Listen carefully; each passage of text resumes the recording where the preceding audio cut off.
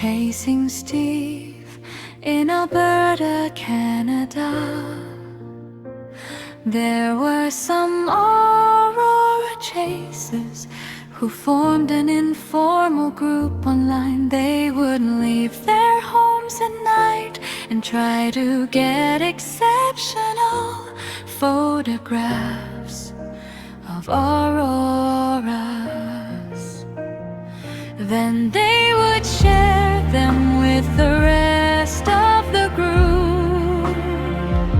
In the summer of 2014, the group members began to notice something strange appearing in the night sky. There were unusual ribbons of green and purple light, some of which seemed to stretch for thousands of kilometers. Sometimes they lasted for just a few minutes, while other times they remained in the sky for a whole hour. They were similar in appearance to auroras, yet they possess some notably different features. Unsure of what they were, the group decided to name the phenomenon Steve, based on a scene from an animated movie where some characters get that name to an unfamiliar object. After photographing Steve for several years and discussing what it might be,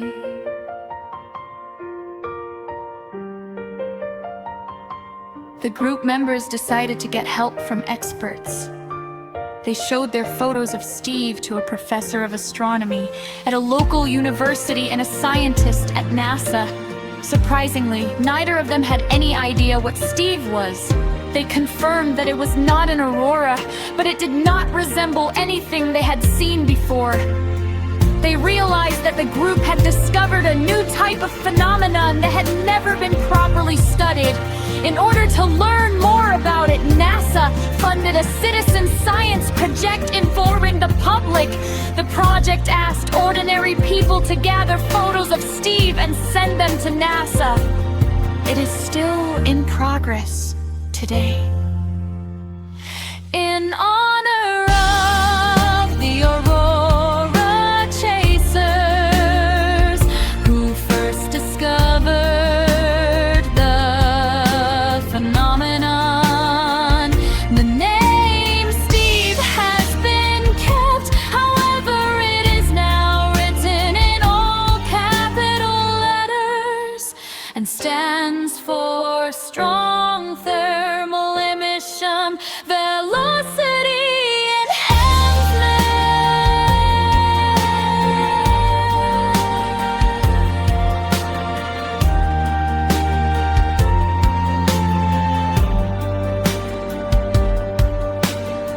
Experts have acknowledged that it is the dedicated members of the Aurora Chasers group that deserve the credit for discovering Steve. If it had not been for them, it might have remained unnoticed forever. There are many interesting theories about Steve, but none of them have been proven for certain. Scientists and citizens continue to collaborate to solve this mystery, and they are learning more and more about Steve every day.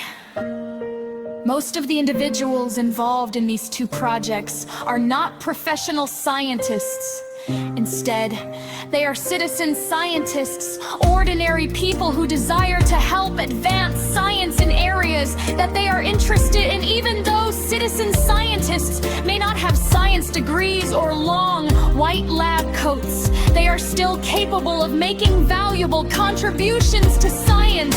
You can become one as well if you have curiosity and an interest in taking part in scientific research. The next great scientific achievement could be made by citizen scientists volunteering their time for the purpose of better understanding the world.